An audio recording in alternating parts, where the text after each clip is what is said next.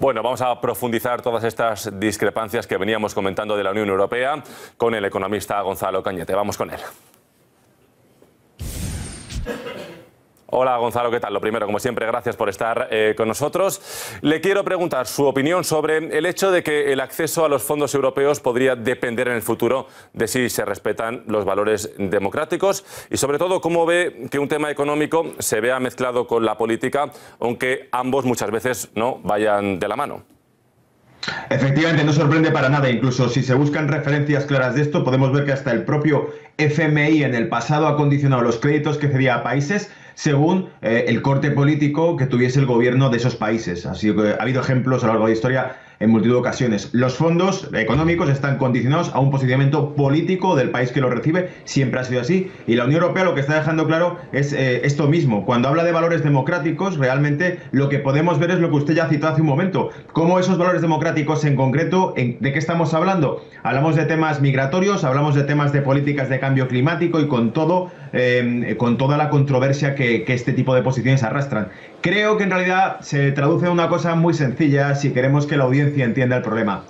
Cesión de la soberanía de los Estados europeos a una administración europea más centralizada o la no cesión de ese tipo de soberanías, del control migratorio, de las políticas y presupuestarias que apliquen al posible cambio climático, que para muchos sigue siendo un negocio de compañías invertidas en energías renovables, y que por lo tanto se traduce siempre en impuestos y en recaudación fiscal. Por lo tanto, si estos países no quieren pasar por el aro, no quieren ceder, agachar la cabeza en ese tipo de políticas, pues recibirán menos fondos, por supuesto que está condicionado.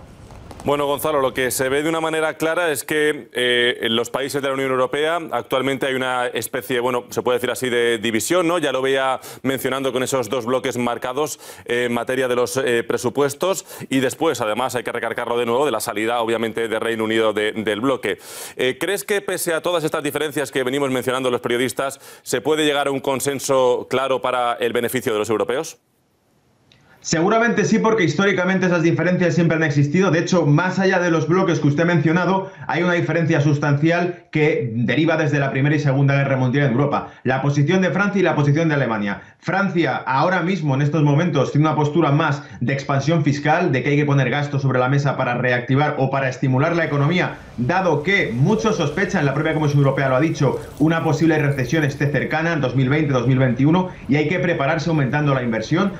Por cierto, también lo ha citado algún país miembro de la Unión Europea, aparte de Francia, mientras que la postura alemana es una postura de mucha más contracción, ajuste económico y contención de los presupuestos, es decir, recortes de esos propios fondos de cohesión, que es la que propone Alemania. Generalmente lo que diríamos es que justo la salida de Reino Unido de la Unión Europea es la segunda mayor economía de la Unión Europea que participaba de esos fondos y saliendo Reino Unido se queda exclusivamente Alemania dentro de este territorio dominando la economía europea y es la que probablemente imponga su postura al resto de administraciones de los países de la Unión Europea. Así que la postura alemana de ajuste y de recorte sea la que probablemente impere y se saldrá de ese tipo de bache porque no queda otra, es decir, controlan las finanzas de Europa. Gonzalo, hablabas de la postura alemana, también hay que hablar ahora de la postura lituania, que exige a la Unión Europea que, por así decirlo, le devuelva ese 10% de población que perdió el país cuando se anexionó al bloque. ¿Tiene algo que comentar sobre este asunto?